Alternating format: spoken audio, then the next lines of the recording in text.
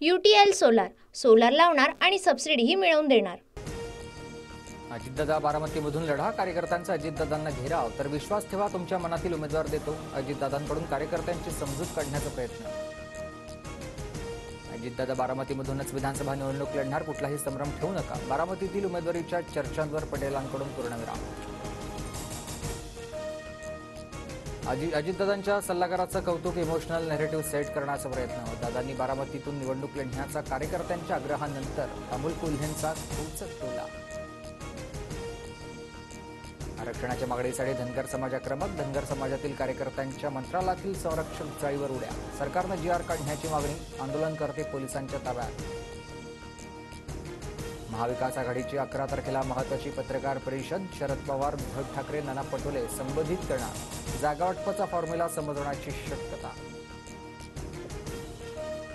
शरद पवार अजित पवारांना सलग 2 दिवस धक्का देण्याची शक्यता। 14 तारखेला रामराजे नाईक निंबाळकरांचा, तर 15 तारखेला रमेश थोरात पवारांच्या राष्ट्रवादीत प्रवेश करणार, सूत्रांची माहिती। शरद पवार गटामध्ये विधानसभा उमेदवारीसाठी इच्छुकांची गर्दी, तुतारी मिळवण्यासाठी कार्यकर्त्यांची धडपड। पश्चिम महाराष्ट्रात शरद पवारांच्या मनातील उमेदवार कोण, याकडे लक्ष।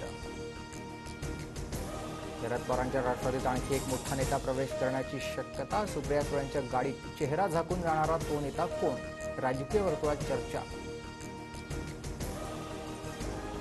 हरियाणात तिसऱ्यांदा भाजप सरकार, विधानसभेतील 90 जागांपैकी 48 जागांवर भाजपला बहुमत, तर काँग्रेसची गाडी 37 जागांवर अडकली।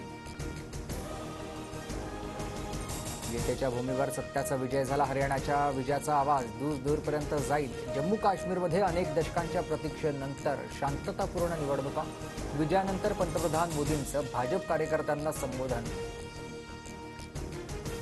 काँग्रेसकडून दलित मागासवर्गीयांचा अपमान, काँग्रेसच्या शाही कुटुंबानं आरक्षण संपवणार असं सांगितलं, मग हरियाणातील शेतकऱ्यांनी काँग्रेसला चोख उत्तर दिलं। पंतप्रधान मोदींचा हल्लाबोल। जनतेशी बेईमानी करून निवडून आलेल्यांना जनता जागा दाखवेल, जे हरियाणात घडलं तेच महाराष्ट्रात घडवेल, फडणवीसांचा महाविकास आघाडीवर हल्लाबोल। जम्मू काश्मीरमध्ये नॅशनल कॉन्फरन्स आणि काँग्रेस सरकार स्थापन करणार, ओमर अब्दुल्ला जम्मू काश्मीरचे मुख्यमंत्री होणार, फारुख अब्दुल्लांची घोषणा।